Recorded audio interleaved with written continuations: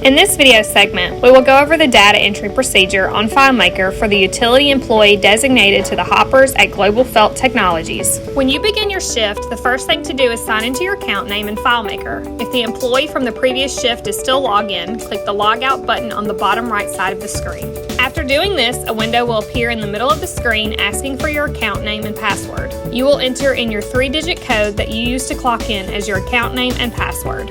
When keying in numbers into multiple fields, the simplest way to do it is to use the number keys on the right side of the keyboard. When you go to the next field, instead of using the mouse, use the tab key on the left side of the keyboard. This will make your data entry process much easier in the long run. Once you are logged in, the main menu screen will appear. The only section that you will ever have to go into as a production employee is the production screen. There will be times that we will utilize the Resource Center section as well for learning new skills and procedures on the line. Once you're in the production screen, you will see at the top the current shift that you are on, a drop-down menu for which line you are working on, and what job you are currently assigned to. Select your line and the list for available work orders will appear in front of you. Next, scroll down and search for the work order that has the status of open. Once you see that work order, click the Select key on the right side of the arrow. You are now in the hopper screen. The hopper screen is where we document all bales of fiber that we open throughout the production run.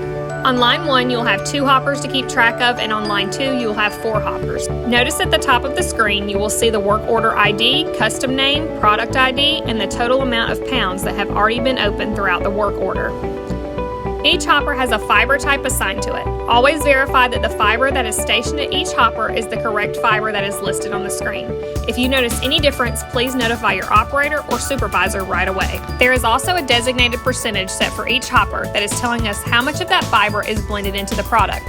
As you are documenting fiber bales throughout your shift, verify the percentage of the bottom of the screen and see how it compares to the designated percentage.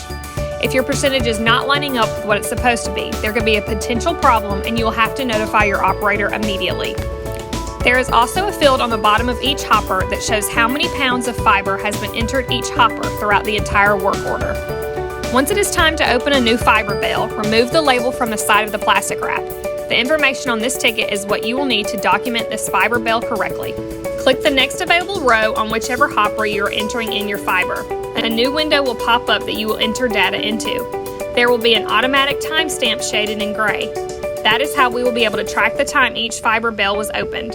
The white fields are where you will be entering your data. Remember what I told you earlier about the number keys and the tab key? That will make this part much more efficient for you.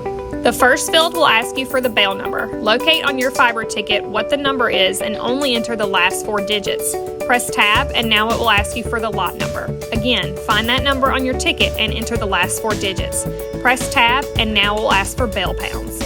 On many fiber tickets, you will see gross weight and net weight. Always use the net weight in this situation and enter under bale pounds. Press tab one more time and it will ask you for the vendor. The vendor is the company name who we get the fiber from. Select from the drop-down list of vendors which company's name you will see on the fiber ticket. Once you have all the information keyed in, select Close and your entry is saved into the system. Be sure to keep your ticket and place it in the drawer that matches the hopper number you entered your fiber into. As you go about your shift, make sure every fiber bale you enter in is correctly documented. It doesn't hurt to double check through your tickets before the end of the work order or end of the shift to make sure you correctly entered each fiber bale into the system. You will also notice your entries highlight in green on the hopper screen, which indicates every fiber bale that was entered in during your shift. It is a simple way to check yourself and know how much you have keyed in. There is also a checklist menu at the bottom of your hopper screen. Be sure to fill out this checklist throughout your shift and be attentive of the assigned task at all given times. If you have any further questions about the hopper screen or any procedures about the fiber opening process, please contact your operator or supervisor. This concludes the data entry procedure on Filemaker for the utility employee designated to the hoppers at Global Felt Technologies.